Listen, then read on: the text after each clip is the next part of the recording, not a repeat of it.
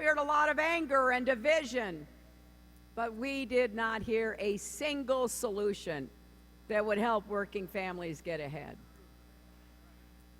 Donald Trump may claim he's on the side of working people, but his actions say otherwise.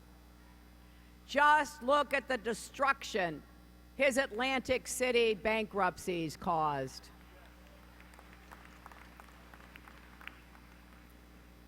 One small businessman, someone who sold pianos to Trump's hotels, nearly lost everything when Trump refused to pay what he owed. And that's par for the course.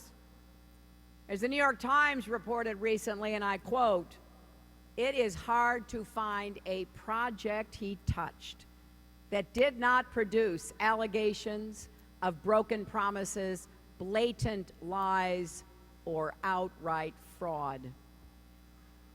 Or what about here in Las Vegas, where he personally hired a union-busting firm to stop Unite Here from organizing his hotel?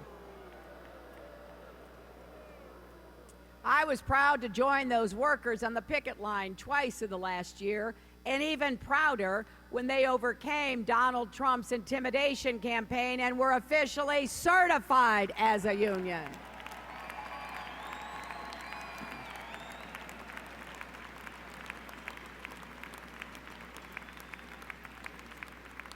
Donald Trump stood on a debate stage and actually said wages are too high in this country. Then he proposed getting rid of the federal minimum wage altogether.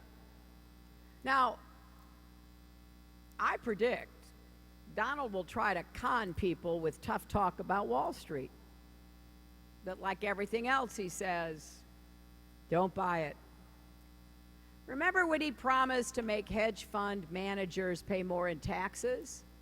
Well, when his actual plan came out, turns out he lowered their taxes further.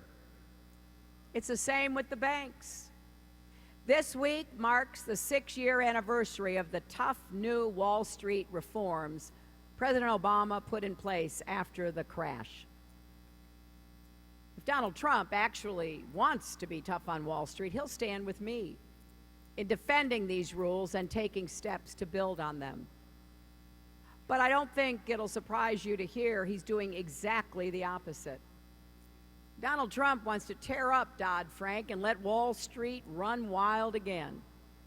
He would scrap the rules that prevent future taxpayer-funded bailouts.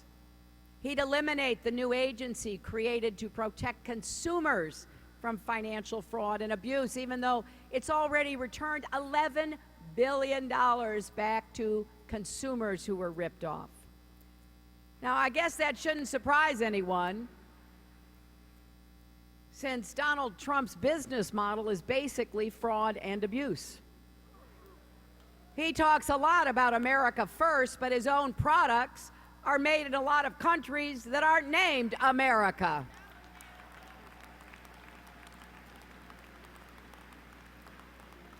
Trump ties come from China, not North Carolina. Trump suits were made in Mexico, not Ohio.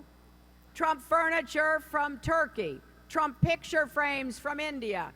Trump barware from Slovenia, and I could go on and on.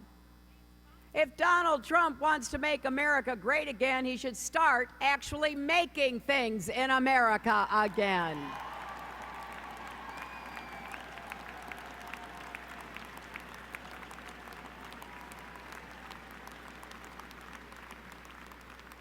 So the bottom line is this: putting Donald Trump in charge of our economy would be devastating. Economists left, right, center all agree his policies would throw us back into a recession, would wipe out 3.5 million jobs. Now, I don't know about you, we can't take that. Wipe out 3.5 million jobs? Add $30 trillion to the debt? More giveaways to the super rich? That's not what we need in this country. We need to write a new chapter in the American dream, and it can't be chapter 11.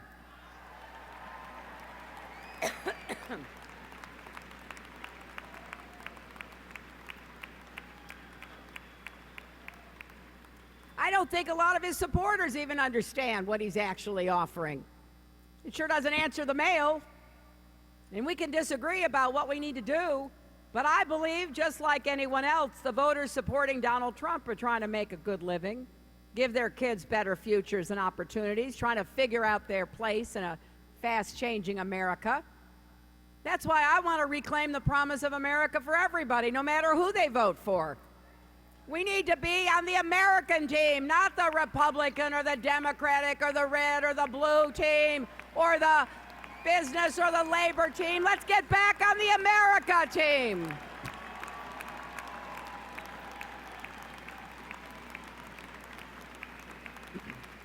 Now, that is especially important because in recent days we've had tragedy and turmoil.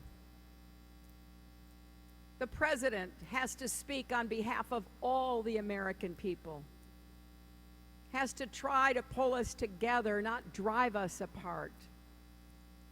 Can you imagine Donald Trump in that position? A man who plays coy with white supremacists and mocks disabled people, who demeans women and denigrates immigrants, who's talked about banning an entire religion from entering our country. We in America are better than that, and America is better than Donald Trump.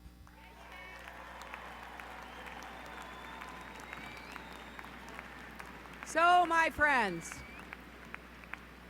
let's resolve. We don't tear each other down, we lift each other up. We don't build walls, we break down barriers and build bridges. We know we're stronger when the economy works for everybody, not just those at the top.